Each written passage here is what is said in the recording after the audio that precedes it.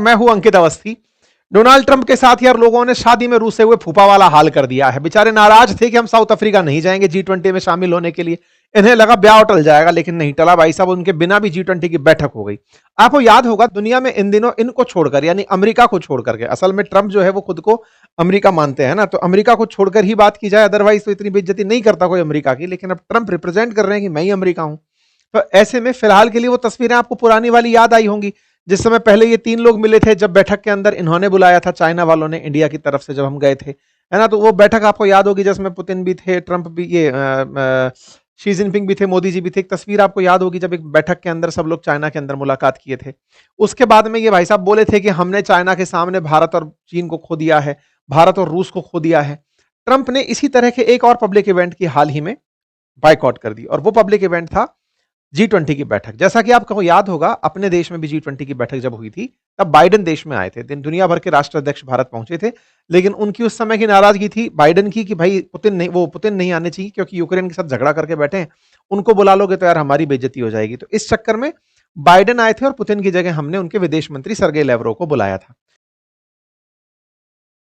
इस बार ट्रंप हैं, और ट्रंप ने इस बार कहा कि मैं साउथ अफ्रीका में जो G20 बैठक हो रही है ना, मैं उसमें नहीं जाऊंगा।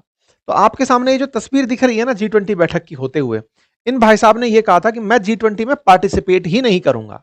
एक बात तो ये होती है कि साहब पुतिन साहब तो उस समय आ नहीं पाए थे, सैंक्शंस लगे हुए थे, डर था कि ये सब लोग बिरत जाएंगे, इसलिए उनको नहीं बुलाया गया था। ये खुद से ही मना कर दिया, मैं नहीं आऊंगा। अब ये खुद से मना कर दिया तो होता ही है ना कि यार बॉस टाइप का जो आदमी वो मना कर दिया, अमेरिका लीडर है, वर्ल्ड पावर है, मना कर दिया कि हम नहीं आ रहे हैं। तो अब इनके पीछे छोटे भैया भी तो होंगे ना, बहुत सारे चुन्नू मुन्नू टाइप के, वो भी कहेंगे सर नहीं आ रहे तो हम भी नहीं आएंगे टाइप से। जैसे आपको यदि याद हो, तो भारत ने जब सार्क की बैठक का बाइकआउट किया था, साउथ एसोसिएशन का जो बैठक थी जिसमें हम पाकिस्तान के साथ बैठा करते थे, हमने उसका बाइकआउट किया तो अफगानिस्तान ने भी किनारा कर लिया, और वो सार्क ही खत्म हो गया पाकिस्तान के चलते, नहीं करेंगे बात, तक जाओ। तो कुल मिलाकर के G20 के समय पर इनने कुछ वैसा ही रूप दिखाया कि मैं G20 की बैठक में नहीं आऊंगा, मैं बाइकआउट करता हूं। बोले क्यों? बोले इसलिए क्योंकि साउथ अफ्रीका में हो रही है और साउथ अफ्रीका वाले हमसे गलत बर्ताव करते हैं। अच्छा, ट्रंप से क्या गलत बर्ताव करते हैं? आपको याद होगा ना, मैंने इलॉन मस्क की कहानी बताई थी कि इलॉन मस्क साउथ अफ्रीका से ही आते हैं और अंग्रेज आदमी हैं, तो असल मायने में गोरे हैं। आप ऐसे समझिए कि साउथ अफ्रीका का जो असली कलेश है वो रंग भेद का है। वहां पर रंग जो है, काला रंग और गोरा रंग, ये आपस में झगड़े का बड़ा कारण है। अब इलॉन मस्क देख के ही आपको गोरे दिखते हैं, तो श्वेतों के लिए बात ट्रंप की कान भर दिए थे उन्होंने कि साहब देखो साउथ अफ्रीका में श्वेतों के साथ आजकल गलत हो रहा है।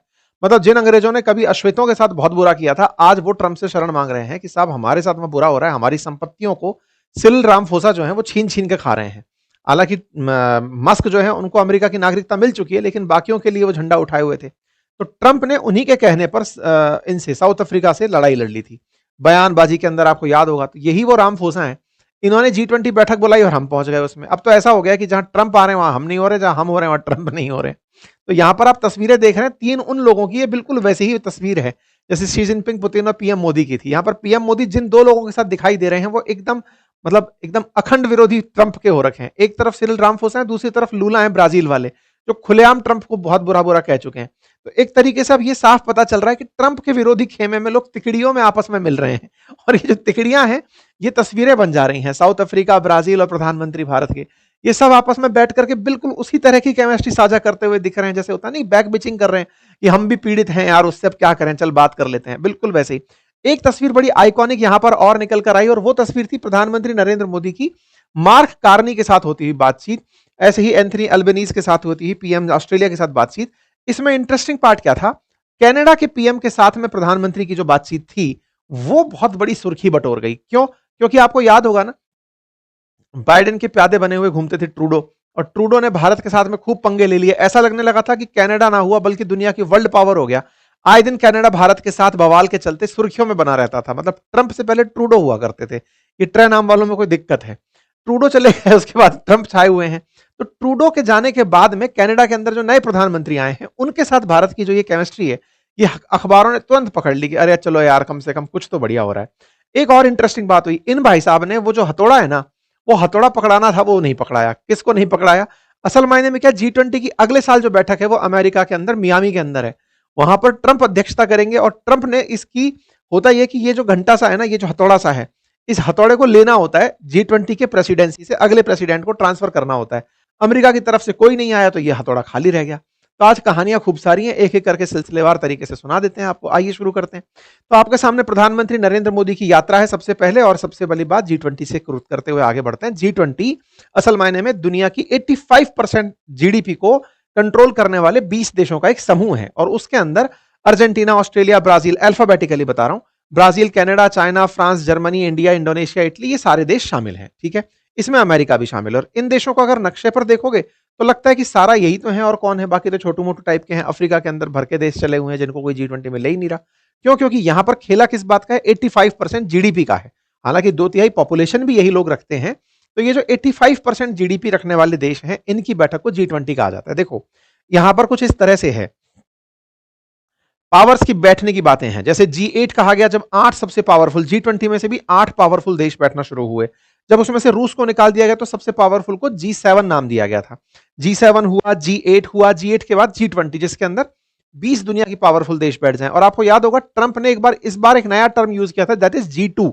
G2 में अमेरिका और चाइना दोनों को कंबाइंड करके उन्होंने यूज किया था कि G2 देश मिल रहे हैं आपस में, जब अभी शी जिनपिंग से जब उनकी मुलाकात हुई थी, है ना। तो आप याद करिए इंडोनेशिया की G20 बैठक आपको याद होगी, बाइडेन वाले कालखंड की, जब यूक्रेन की तरफ से बुलाया गया था जेलेंस्की को कि हम आएंगे और बोलेंगे। भारत ने मना किया था हम जेलेंस्की को नहीं बुलाएंगे, इस कारण से हमने पुतिन को भी नहीं बुलाया था। जेलेंस्की को इनवाइट करने के लिए बहुत प्रेशर था हमारे ऊपर अमेरिका की तरफ से कि उसको बोलने के लिए बुलवाओ। फिर ब्राजील में हुई, ब्राजील के अंदर भी मतलब काफी नानुकुर हुई, लेकिन ब्राजील हमसे लेकर के वो गया था, मतलब अपना G20 की प्रेसिडेंसी का हथौड़ा लेके गया था। अब ब्राजील के बाद साउथ अफ्रीका में बैठक थी ये 2025 वाली। जनरली नवंबर दिसंबर में ही ये G20 की बैठक होती है हर साल, जहां वर्ल्ड के ये टॉप इकोनॉमीज के, टॉप पावरफुल कंट्रीज के लीडर्स आपस में मुलाकात करते हैं। इस बात का उद्देश्य था सॉलिडरिटी, इक्वालिटी और सस्टेनेबिलिटी। इसके लिए इस बार की मीटिंग थी। एजेंडा रखा गया था गरीबी, बेरोजगारी से मिटने का, IMF, वर्ल्ड बैंक जैसी संस्थाओं में सुधार का। ये कुछ कॉमन मुद्दे रखते हैं दुनिया के लिए जो जरूरी है, जैसे पर्यावरण से संबंधित, UN के 2030 के एजेंडे से संबंधित, अफ्रीकी देशों की डिजिटल ट्रांसफॉर्मेशन कैसे लेकर आए, सस्टेनेबल एग्रीकल्चर और पोषण कैसे लेकर आए, इन मुद्दों को लेकर के इस बार की G20 की बैठक हो रही थी। ठीक है, प्रधानमंत्री मोदी जाते हैं 21 नवंबर को, तो तस्वीरें बाहर आती हैं कि साहब मैं जा रहा हूं। प्रधानमंत्री के जाने की जो जानकारी है वो मीडिया के अंदर आती है। प्रधानमंत्री जब पहुंचते हैं सोशल मीडिया से अपडेट आता है, तस्वीरें जाहिर होती हैं। तस्वीरों में प्रधानमंत्री का स्वागत होता है, रेड कार्पेट वेलकम होता है, पारंपरिक तरीके से प्रधानमंत्री का यहां पर अभिवादन होता है। इसके बाद में एक वीडियो निकल कर आता है जिसमें प्रधानमंत्री अक्सर जब कहीं जाते हैं तो उसके बारे में बताते हैं कि यहाँ कैसा रहा, क्या रहा। तो ये तस्वीरें यहां पर निकल कर आती है, प्रधानमंत्री कुछ इस प्रकार से यहां पर बाहर आते हैं। ठीक है, प्रधानमंत्री यहां पर आए हैं तो फिर अपने साथियों से, समकक्षों से, जिनसे भी मुलाकात होती है, उनकी तस्वीरें धीरे धीरे करके आने लगती है। प्रधानमंत्री अपनी तरफ से बताने लगते हैं किन किन से मुलाकात हो रही है। रामाफोसा के साथ में इनकी जो केमिस्ट्री है वो देखते ही बन रही है, मतलब ऐसा लग रहा है कि रामाफोसा बस इन्हीं का इंतजार कर रहे थे, और आपस में सब लोग यही कह रहे हैं कि अच्छा वो वाले फूफा जी नहीं आए क्या? बोले नहीं आए। बोले बहुत अच्छा हुआ यार, मतलब मजा ही आ गया यार, तुम उनके बिना भी कर लेगा यार, ये तो बहुत बड़ी बात है। ट्रंप मना किया था ना आने की, बोले हाँ। तो बिल्कुल बड़े स्केल पर ये आयोजित किया गया, और इसमें मैक्सिमम जो वर्ल्ड लीडर्स थे वो यहां पर पहुंचे। यहां पर साउथ अफ्रीका के राष्ट्रपति ने उद्घाटन भाषण दिया। उन्होंने बताया कि साउथ अफ्रीका की वो क्या है, प्रायोरिटीज क्या है। कुछ और देश के राष्ट्रपति जैसे अर्जेंटीना, नाइजीरिया, मैक्सिको, इनके राष्ट्रपति भी नहीं आए। इनकी अपनी अपनी परेशानियां चल रही हैं। लेकिन चीन के राष्ट्रपति और रूस के राष्ट्रपति भी यहां पर नहीं आए थे। अब इसको उल्टे में कह सकते हैं कि ट्रंप शायद इसलिए भी नहीं आए कि चीन वाले भी नहीं आ रहे हैं, रूस वाले भी नहीं आ रहे, तो मैं जाकर के इस छोटे फंक्शन में क्या करूंगा। कारण जो भी हो, कुल मिलाकर के बायकॉट इन्होंने किया था। इन्होंने किया था तो यह सोचकर किया था कि यह कार्यक्रम आयोजित नहीं होगा। कई तो ऐसे भी हैं ना जिनकी अपनी परेशानियां चल रही हैं, जैसे मैक्सिको के अंदर जैन जी अपना नाटक किए पड़े हैं। नाइजीरिया के अंदर 25 लड़कियों का अपहरण हो रखा है, जिसमें लास्ट मोमेंट पर उन्होंने आना कैंसिल किया। अर्जेंटीना के अंदर भी बहुत सारी मतलब स्थितियां खराब ही चल रही हैं। कुल मिलाकर के जहां जहां अस्थिरता है वहां से लोग नहीं आए, और कुछ 3 बड़े लीडर्स भी यहां पर आकर नहीं पहुंचे। लेकिन हमारे प्रधानमंत्री पहुंचे यहाँ पे। प्रधानमंत्री ने बकायदा यहां पर मंच संभाला, बातचीत करी, 3 तरह की जो बात पेश करनी थी मोदी जी ने वो पेश करी। पारंपरिक ज्ञान के बारे में बोला, अफ्रीका को लेकर के। हमारा अफ्रीका को लेकर एक मोटिवेशन अलग भी है। जैसे ना इन सब देशों के लिए भारत बाजार है, वहां भी अमेरिका के लिए, चाइना के लिए, रशिया के लिए हम बाजार हैं। वो हमसे चाहते हैं कि ये सामान खरीदें, लेकिन हमने अपना बाजार अफ्रीका को बनाया हुआ है कि अफ्रीका वाले हमसे सामान खरीदें, हमारी कंपनियां वहां जाके निवेश करें। तो अफ्रीका भारत और चीन के लिए आजकल एक मार्केट हो रखा है, तो हम लोग अपने लिए उसको तलाश रहे हैं। ठीक है, तो हमारे लिए वहां जाना बहुत जरूरी था, और इसी वजह से हम यहां पर पहुंचते हैं, और यहां पर प्रधानमंत्री मोदी के बयान होते हैं। अफ्रीका वाले बहुत खुश होते हैं, तस्वीरें बाहर निकलती हैं, प्रधानमंत्री के बयानों के सार निकल कर आते हैं कि प्रधानमंत्री ने यहां पर अपॉर्चुनिटी की बात करी है, इक्विटेबल एक्सेस की बात करी है, पॉपुलेशन स्किलिंग की बात करी है, रेस्पॉन्सिबिलिटी डिप्लॉयमेंट की बात की है। तमाम प्रकार की बातें और पोस्टर्स यहां से निकल कर आते हैं। जब बात दौर AI का है तो उससे भी रिलेटेड बातें हुई थी। इस प्रकार से यहां पर G20 नेशंस के अंदर बातें हुई। भारत को इस तरह से दिखाया गया कि भारत यहां पर सबसे तेज ग्रोइंग कंट्री है G20 देशों में, जितने भी देश यहां पर प्रेजेंट थे। ये सारे के सारे राष्ट्र अध्यक्ष एक साथ आपको तस्वीरों में दिखाई पड़ते हैं।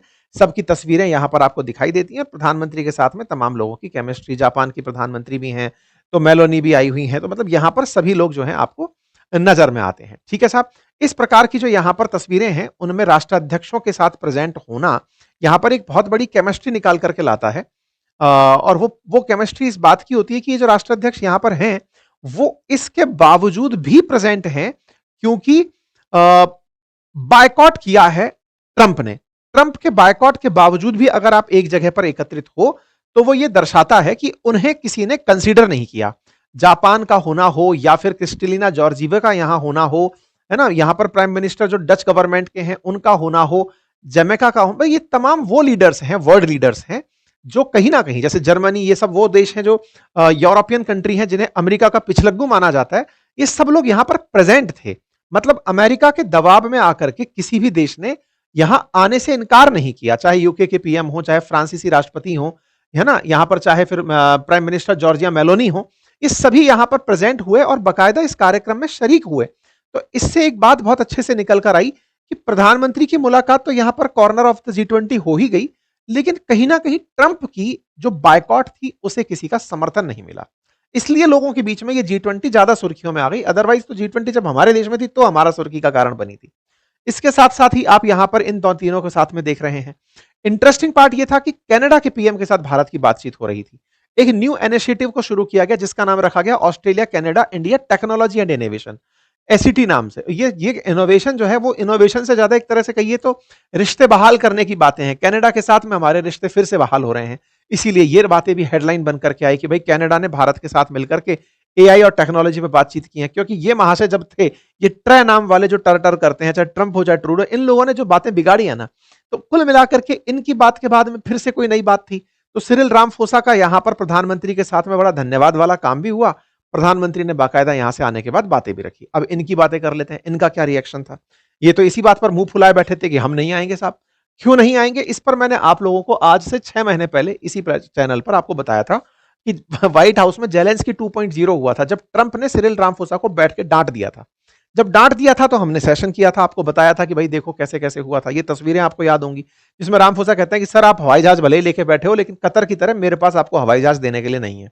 फिर ये बोलते हैं कि तुम्हारे देश के अंदर तो अंग्रेजों को मारा जा रहा है, डचों को मारा जा रहा है, यू मतलब जो अंग्रेज हैं, श्वेत हैं जो हैं, उनकी संपत्तियों को लूटा जा रहा है। तो ये कहते हैं कि आपके पास गलत न्यूज है सर, ऐसा कुछ नहीं है। तो फिर ये टीवी चला के दिखा देते, पोस्टर निकाल के दिखा देते, देखो ये लोग कह रहे हैं। बोले सर कोई बात नहीं, आपको बुरा लग रहा है लगने दीजिए, मुझे फर्क नहीं पड़ेगा, मैं तुम्हारे साथ सैंक्शन लगा दूं, लगा दो। मैं तुम्हारे यहाँ G20 में नहीं आऊंगा, मत आओ, मैं टैरिफ लगा दूं, लगा दो। मतलब ये बिल्कुल उस तरह से कहते हैं कि और क्या बिगाड़ लोगे हमारा, इतना तो पहले बिगाड़ लिया तुम गोरों ने हमारा। भाई अश्वेतों के ऊपर जो श्वेतों ने जो यातनाएं की हैं वो कम थोड़ी हैं। ये उसी बात पर गए, क्या बिगाड़ लोगे, ये तो बहुत कॉमन सी बात है ना, ब्लैक एंड व्हाइट के बीच का होने वाला कॉमन डिस्कशन है।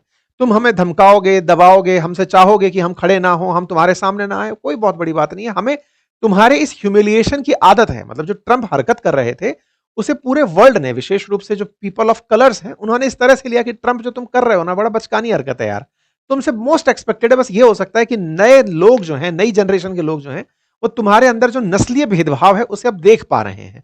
बाकी पुराने लोगों को ये किस्से से लगते हैं, मतलब नए जनरेशन को पुराने लोगों की बातें किस्से कहानी सी लगती है कि अरे क्या ही फर्क पड़ रहा है। तो बस यहां पर इस तरह की बात हुई। अमेरिका का बायकॉट कोई असर नहीं डाला, लोगों ने खूब मीम बनाए, कुछ इस तरह से बनाए। ट्रंप ने कहा कि मैं नहीं आ रहा हूं, तो दुनिया के देशों ने कहा वेरी गुड, मत आइए, हम सब मिलकर के कर लेंगे। तो सबने मिलकर के कर लिया। लोग दिखा रहे थे कि ट्रंप, तुम्हें लगा था G20 की बैठक नहीं होगी, देखो आंख खोल करके G20 की बैठक बढ़िया से हो गई है। तो साउथ अफ्रीका ने कुल मिलाकर के वो कर दिखाया कि ट्रंप के बिना भी उसने वो कार्यक्रम आयोजित करा दिया। जनरली क्या होता है, जब कोई बड़ा लीडर नहीं आता तो उसके पिछलग्गू लोग डरते हैं कि भाई इस पूरे पूरे G20 के एजेंडा को पास कराना है। अब मतलब G20 के अंदर कुछ विचारधारा लेकर के बैठक आयोजित हुई है, तो फाइनली एक बाहर डिक्लेरेशन निकल के आता है जिसको अडॉप्ट कराना जरूरी होता है। कई बार अडॉप्शन के बिना चीजें अटक जाती हैं कि भाई मैं जो बोल रहा हूं क्या आप भी वही बोल रहे हो, तो कई बार कंसेंसस नहीं बन पाते। ऐसे में G20 का वो फाइनल डिक्लेरेशन भी अडॉप्ट कर लिया गया। तो ये भी ट्रंप के लिए एक बहुत बड़ी हार के रूप में देखा गया। तो इसका अमेरिका के बिना अडॉप्ट हो जाना, ये वो दर्शाता है कि तुम नहीं भी आए तो क्या ही फर्क पड़ गया यार, तुम्हारे बिना भी दुनिया है, बस तुम्हें ही यही बात बतानी है। इसके बाद में सेरेमनी होती है जिसके अंदर आपने देखा होगा कि भारत से जब ब्राजील वाले इस घंटे को अपने साथ लेकर के गए थे, ये सेरेमनी आपको याद होगी। फिर ब्राजील ने साउथ अफ्रीका को जब दिया था तो वो एक सेरेमनी थी जो यादगार थी। लेकिन इस बार ये सेरेमनी नहीं हो पाई। ये गवेल नाम से कहलाता है, ये जो हथौड़ा है ना, ये अगला जो देश प्रेसिडेंसी करने वाला होता है, जैसे अगली बार अमेरिका में होनी है ये बैठक G20 की, तो राष्ट्रपति ट्रंप यहां होते तो वो यहां पर ये गवेल नाम का जो ये हथौड़ा है ये लेते, और इस तरह से G20 की परिपाटी बरकरार रह जाती। लेकिन साहब G20 के लिए अमेरिकी राष्ट्रपति प्रेजेंट नहीं हुए, और जब नहीं हुए तो यहां पर रामफोसा ने वो डब्बा अपने साथ ही रख लिया। Again next year, the summit is therefore closed. हमने ऑफिस में रख लिया है अपने पास हथौड़ा, अमेरिका को चाहिए हो तो ले जाए, नहीं तो नया बनवा ले, वो तो बात ऐसी है। तो G20 की प्रेसिडेंसी का जो ये गवेल है ना, ये अमेरिका तक नहीं पहुंचा। ये बात फिर से एक हेडलाइन बन गई कि यार अमेरिका की कोई इतनी बेइज्जती करता है क्या? मतलब राष्ट्रपति से पूछा जा रहा है, मतलब लोग कह रहे हैं कि यार उसके एम्बेसडर को ही बुला के दे दिए होते, तो वो कह रहे हैं कि अपना एम्बेसडर ही भेज दिए होते और किसी को नहीं भेजे होते। ये वो वाली बात है ना, फूफा जी नाराज है, कोई बात नहीं, घर के छोटे बच्चे को ही भेज दिए होते कि जा भाई फंक्शन ज्वाइन कर ले, तो वो भी नहीं करवा पाए हो। तो कुछ इस तरह से यहाँ पर बड़ा रूसा मटकी का नाटक रहा। ट्रंप की तरफ से कोई बयान आया क्या, व्हाइट हाउस की तरफ से आया क्या? तो उन्होंने कहा कि हाँ बिल्कुल ये गलत हुआ है, साउथ अफ्रीका में इतनी दिक्कतें हो रही हैं फिर भी ये सब लोग इस तरह से काम कर जा रहे हैं। पर कुछ भी हो, कुल मिलाकर के दुनिया ने एक नई राह, एक नया अल्टरनेटिव जो प्रेजेंट किया इस मीटिंग के माध्यम से, वो सबके बीच में चर्चा का विषय है। बाकी आप लोग इस मीटिंग से क्या एक्सपेक्ट करते हैं और किस तरह से इस तरह के ग्लोबल मीटिंग्स को देखते हैं, जरूर कमेंट बॉक्स में बताइए। चैनल पर नए हैं तो सब्सक्राइब कर लीजिए। बहुत बहुत धन्यवाद।